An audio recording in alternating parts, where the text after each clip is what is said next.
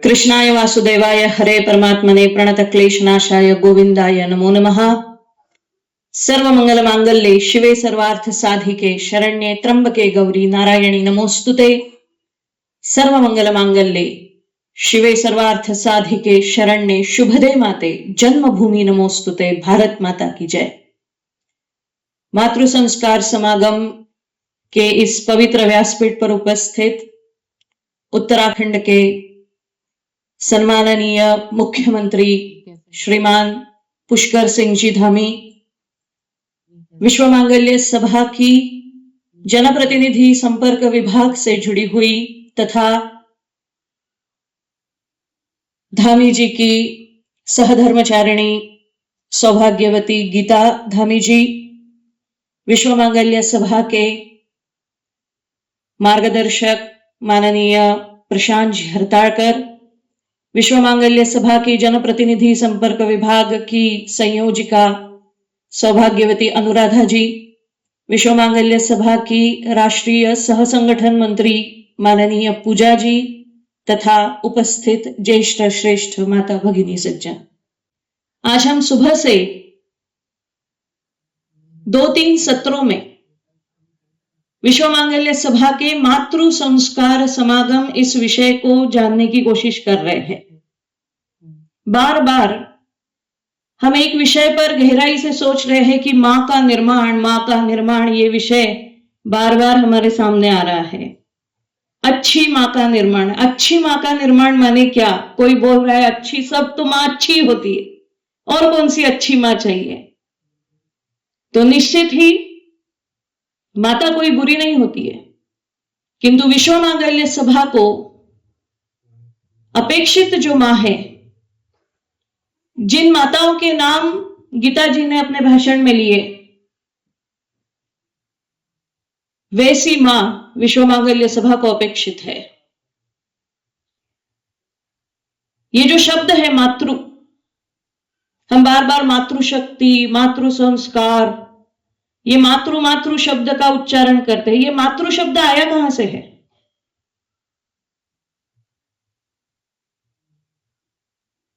रामायण में जब मां सीता अशोक वाटिका में रावण के कैद में थी, तब तुलसी रामायण में एक दोहा आता है। वो ऐसे निराश बैठी थी, राम जी का स्मरण कर रही थी, बहुत निराश थी। एक घास का पत्ता उसके हाथ में था और नीचे गर्दन करके उस घास के पत्ते को वो ऐसे ऐसे कर रही थी। तभी रावण आता है, बहुत उसको धमकाता है कि ए सीता, मैं ऐसे करूंगा, मैं वैसे करूंगा, तू मेरा प्रणय निमंत्रण स्वीकार कर, फलाना फलाना बहुत बोलता है। मां सीता शांत उस घास के पत्ते को खेलते रहती है,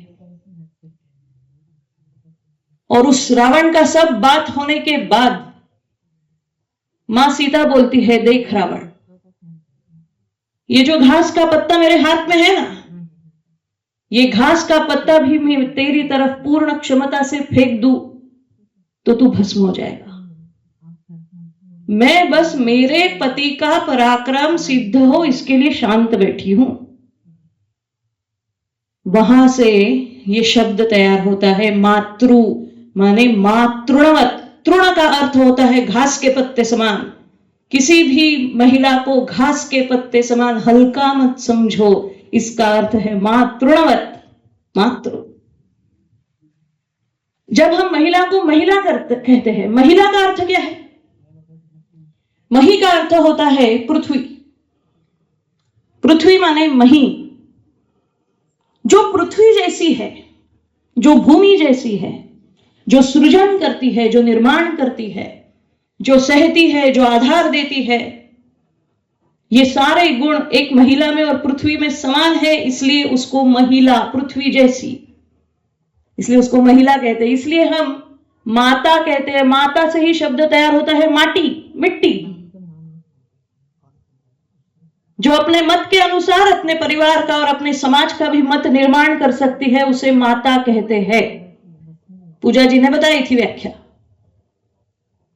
हम बहुत आसानी से बोल देते हैं कि हमारे घर में हमारी दादी थी, हमारी नानी थी, वो बड़ी भजन पूजन करती थी, आज भी हमारे घर में वो परंपरा चल रही है। बोलते हैं ना, हम बोलते हैं कि हमारी नानी थी, वो जो भी घर में आया उसको भोजन कराती थी, आज भी हमारे घर में अन्नदान होता रहता है। तब ये सहजता से बोलते बोलते हम ये भूल जाते हैं कि घर की जो परंपरा है, घर का जो अनुशासन है, वो एक स्त्री ने निश्चित किया है। ये एक मां की ताकत है। इसलिए विश्व मांगल्य सभा को ऐसी मां का निर्माण करना है जो भारत की विचार परंपरा, भारत का तत्वज्ञान, भारत की संस्कृति, इसका अनंत काल तक भविष्य जो संजोए रखने की क्षमता निर्माण करे समाज में। ऐसी मां का निर्माण अगर आज हम नहीं करेंगे तो निश्चित ही कल का भारत हम उसका स्वरूप कल्पना नहीं कर सकते हैं। इसलिए एक मां का निर्माण इस आधार पर हो, वो समाज की, वो परिवार की धुरी है, वो नींव है। एक 16 साल का लड़का अपने मां को पूछता है, मां मैं जन्मदिन पे तुम्हें क्या दूं? तो उसका हाथ पकड़ती है, सामने वाली खिड़की खोलती है, तोरणा किल्ला दिखाती है, वहां पर फड़कता हरा झंडा दिखाती है और बोलती है कि मुझे वहां पर तू भगवा झंडा फड़का के दिखा शिवबा, और मुझे तुझसे कुछ नहीं चाहिए। ये मांगने वाली जीजाबाई थी, इसलिए हमें शिवाजी महाराज मिले। जो विवेकानंद और भुवनेश्वरी देवी का नाम गीता जी ने लिया, छोटे से नरेंद्र, बचपन में विवेकानंद जी का नाम था नरेंद्र, छोटे से थे। उनके पिताजी एक बार उनको सैर पर लेके गए। पहले घोड़ा गाड़ी थी, बग्गी थी, वो घोड़े वाला रहता था, उसको टोपी पहनाई जाती थी, उसका एक वो लाल रंग का पंख उसको लगा हुआ रहता था।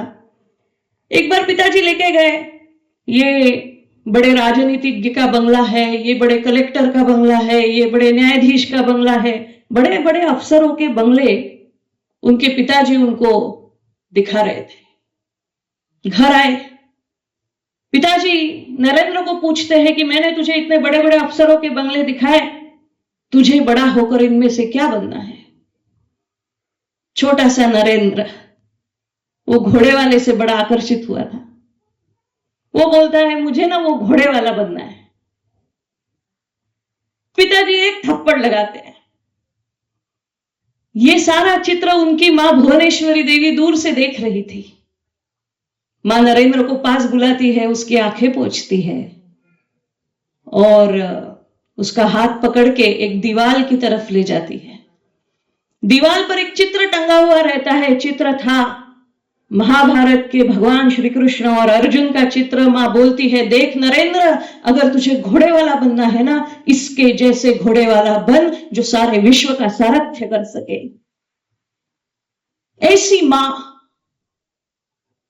ये विचार, ये प्रेरणा, ये देने वाली मां, ये प्रेरणा भरने वाली मां, आज भी वो मां हम सब में जीवित है।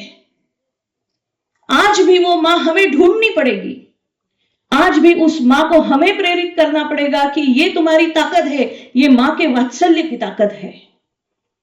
आज भी हमारे घर की कोई भी मां जो राष्ट्रभक्त है, जो धर्म से प्रेरित है, जो तत्वज्ञान से प्रेरित है, ऐसी मां दाल परोसते परोसते, सब्जी परोसते परोसते अपने बेटे के सर पे हाथ फेराकर अगर एक छोटी सी बात बोल दे कि देख बेटा, जिस देश का नमक खा रहा है वहां का पैसा कभी मत खाना, तुझे तेरी मां की कसम है, वो बेटा जीवन भर याद रखेगा कि मुझे मेरी मां ने कसम दी है, मैं पैसा नहीं खाऊंगा। ये भ्रष्टाचार हम एक दिन में समाप्त कर सकते हैं। मूल्य परोसने की जरूरत है, मूल्य खिलाने की जरूरत है, मूल्यों की बात बताने की जरूरत है, मूल्य सोचने की जरूरत है। अरे हम तो उस देवभूमि में बैठे हैं जिसमें एक ऐसी मां होके गई जिसके ऐसा बेटा उसने तैयार किया कि जिसका नाम इस देश को पड़ा, शकुंतला की भूमि है, भरत की भूमि है। विश्वामित्र और मेनका की कहानी हम सब जानते हैं। मेनका ने विश्वामित्र की तपस्या भंग की, उसमें से एक संतान का जन्म हुआ। उसको एक शकुन नाम के पंछी ने पाला पोसा, इसलिए उसका नाम पड़ा शकुंतला। मेनका को लगा मेरा तो काम खत्म हो गया, वो चली गई। विश्वामित्र को लगा कि मैंने ये क्या किया, वो तपस्या में चले गए। शकुंतला अनाथ हो गई। कण्व ऋषि ने उनको अपने आश्रम में लेके गए।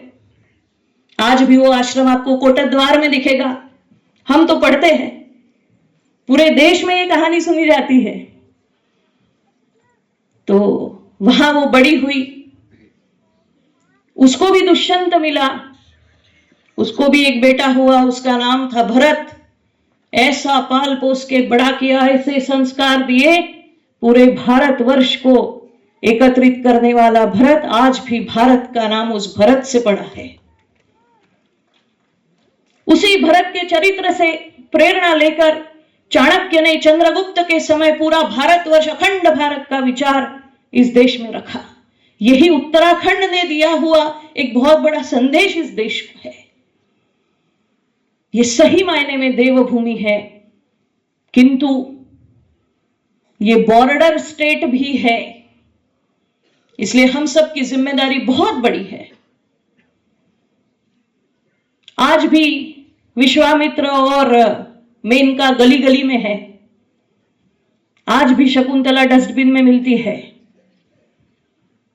आज भी वो किसी सीसीआई यूनिट में बड़ी होती है। आज भी उसको कहीं दुष्यंत मिलता है, उसको भी भरत होता है, लेकिन उसका भारत नहीं होता। ये कहानी में और ये कहानी में केवल एक कैरेक्टर मिसिंग है। वो कैरेक्टर है कण्व मुनि का कैरेक्टर। उस शकुंतला को कण्व मिले, इस शकुंतला को कण्व नहीं मिलते। इसलिए हम सब ने, उत्तराखंड के सभी लोगों ने तय करना चाहिए, आओ हम कण्व बने। इस समाज में ऐसी मां का निर्माण हम करें जो भरत का निर्माण घर घर में करे। क्या ये कण्व बनने की भूमिका हम रख सकते हैं? कल माननीय मुख्यमंत्री जी के घर भोजन के समय मैं बड़ी प्रभावित हूं उनके कार्य से। तो मैंने बड़ी उत्सुकतावश उनको पूछा कि आप पे इतनी हिम्मत आई कहां से? क्योंकि उत्तराखंड एक ऐसा स्टेट है, 5 दिन पहले ही इस देश के लोकप्रिय प्रधानमंत्री माननीय नरेंद्र मोदी जी ने भारत में सनातन धर्म की अगर रक्षा करनी है तो मिनिमम कौन से कानून इस देश में होने चाहिए, तो वो 5 कानून के नाम बताए। उसमें से है समान नागरिक संहिता, दूसरा है समान शिक्षा का अधिकार, तीसरा है धर्मांतरण नियंत्रण कानून, चौथा है घुसखोरी नियंत्रण कानून और 5वां है लोक संख्या नियंत्रण कानून। उत्तराखंड ये पहला स्टेट है, इसमें से पहले 4 कानून तो यहां है, बस एक ही बचा है। तो हम बहुत पास में हैं। ये जब मैंने इनको पूछा कि ये हिम्मत आती कहां से है, क्योंकि एकमात्र स्टेट है, अभी तक किसी अन्य स्टेट ने ऐसा परिवर्तन किया नहीं है। तब मुझे पता चला, बाद में मैंने सोचा, उनके पास भी उत्तर नहीं था उस चीज का। तब मैंने सोचा, जब मुझे ये बात पता चली कि उनके दोनों बेटे आंगनवाड़ी में पढ़े हैं, वो एकदम सामान्य परिवेश में रहे हुए हैं, ये है एथिकल मॉरल्स, नैतिक धैर्य, मॉरल करेज, नैतिक धैर्य इसे कहते हैं। गलत को गलत कहने का धैर्य, सही को सही कहने का धैर्य। नहीं हमें पीयर प्रेशर है, हम आधे कपड़े नहीं पहनेंगे तो हमारे स्कूल के हमारे स्टूडेंट हम पे हंसेंगे। ये प्रेशर को हैंडल करने का धैर्य माने नैतिक धैर्य है। मुझे ऐसा लगता है ये सब सीखने के लिए आज दिन भर यहां कई जनप्रतिनिधि परिवार के सदस्य बैठे हैं। जैसे हमने बड़ी बड़ी माताओं के पराक्रम की बातें सुनी, वैसे कुछ माताओं की गलतियां भी है, और उसी विचार से जनप्रतिनिधि परिवार संपर्क विभाग का प्रादुर्भाव हुआ। एक ऐसा जनप्रतिनिधि बहुत साल पहले, 2500 साल पहले, 5000 साल पहले अपने देश में हुआ। उसका नाम था धृतराष्ट्र। ध्रुतम राष्ट्र ये न सह, जिसने सत्ता और संपत्ति को ध्रुत माने पकड़ के रखा है। जो केवल सत्ता और संपत्ति को ही अपना सर्वस्व मानता है, उसको धृतराष्ट्र कहते हैं। ऐसा व्यक्ति अंधा होता है, इसलिए धृतराष्ट्र को अंधा बताया। जो सत्ता और संपत्ति के लिए कुछ भी कर सकता है, ऐसा व्यक्ति अंधा होता है। और जिसके इस दुर्गुण को आंखें होते हुए भी जो अपने आंखों पर पट्टी बांधती है, ऐसी उसकी पत्नी होती है गांधारी। ऐसे जो होते हैं पति पत्नी, उनकी संतान जो निर्माण होती है वो दुर्योधन और कौरवों की जैसे होती है। अंततो गत्वा ऐसे परिवार का विनाश होता है, ये हमारा धर्म बताता है। इसका उपाय क्या है? इसका उपाय है गांधारी की आंखों की पट्टी खोलो। मैं गांधारी नहीं बनूंगी, मैं मेरे घर में गलत नहीं होने दूंगी। मैं जनप्रतिनिधि परिवार संपर्क, मैं जनप्रतिनिधि के परिवार की एक महिला हूं, मैं जिम्मेदार मां हूं, मैं जिम्मेदार पत्नी हूं। मेरे घर की तरफ हजार आंखों से देखते हैं। मेरे घर से जो समाज को संदेश जाना चाहिए, वो एक मूल्याधिष्ठित ऐसा संदेश मैंने इस समाज को देना चाहिए, क्योंकि मैं ही सबकी मां हूं। इसलिए हर देश का हर जनप्रतिनिधि इस भाव से अपना परिवार को आगे बढ़ाए और उसकी जिम्मेदारी, ये कोई सरकारी एजेंडा नहीं हो सकता है, ये किसी पार्टी का एजेंडा नहीं हो सकता है, ये उस घर की मां का एजेंडा हो सकता है। इसलिए हम सुबह से इस विषय पर चर्चा कर रहे हैं। अंततो गत्वा मैं एक विषय आपके सामने रखूंगी। उत्तराखंड देवभूमि है, सांस्कृतिक विरासत देने वाली और रखने वाली भूमि है। हम इस भूमि से बहुत कुछ सीख सकते हैं। हम भारत के वासी हैं।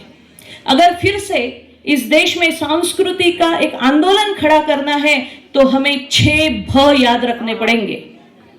अगर हम इन 6 भ को भारतीय बना सकेंगे, तो निश्चित ही हमें सारी प्रश्नों के उत्तर मिलेंगे। वो 6 भ है, हमने हमारी भाषा भारतीय रखनी चाहिए। हम मातृभाषा में बात करेंगे या भारतीय भाषा में बात करेंगे। अपने बच्चों से, अपने दोस्तों से, अपने परिवारों में हम भारतीय भाषा में बात करेंगे। हम भारतीय भूषा में रहेंगे। हम भारतीय भजन गाएंगे, इंडियन म्यूजिक। हम भारतीय भोजन खाएंगे। हम भारत में ही भ्रमण के लिए जाएंगे। हम अपने देश का रेवेन्यू बढ़ाएंगे। और अंतिम, अपना घर एक भारतीय का घर है, मंगल भवन अमंगलहारी। हम हमारा भवन भी भारतीय बनाएंगे। क्या ये 6 भ हम भारतीय करने के लिए कटिबद्ध है? तो मैं आपको बोलना है भारतीय, ठीक है? भाषा, भूषा, भोजन, भजन, भ्रमण, भवन, इन सब में एक और भ वायरस की तरह घुसता है, और वो है भेद का भ। ऐसे कई लोग इस देश में हैं जो इसी भाषा में भेद डालते हैं। वो हिंदी बोलने वाली, ये बंगाली बोलने वाली, वो मराठी बोलने वाले, और भाषा पे झगड़ते हैं। भाषा पे सीट्स, वोट्स इन्फ्लुएंस करते हैं। भोजन, वो शाकाहारी है, हम मांसाहारी है, वो तामसी है, हम सात्विक है। ऐसे भेद वायरस की तरह समाज में घुसाते हैं, और भोजन, भाषा, जात पात, इस पर भेद उत्पन्न करते हैं। ये सभी भेद हमारे देश की अखंडता को बहुत बड़ा खतरा है। इसलिए इस भेद से हमको बचना है। आपने कहना है नहीं करेंगे, नहीं करेंगे, ठीक है? भाषा भोजन में भेद नहीं करेंगे, नहीं करेंगे, भेदभाव की बात नहीं करेंगे, नहीं करेंगे। बहुत बहुत धन्यवाद।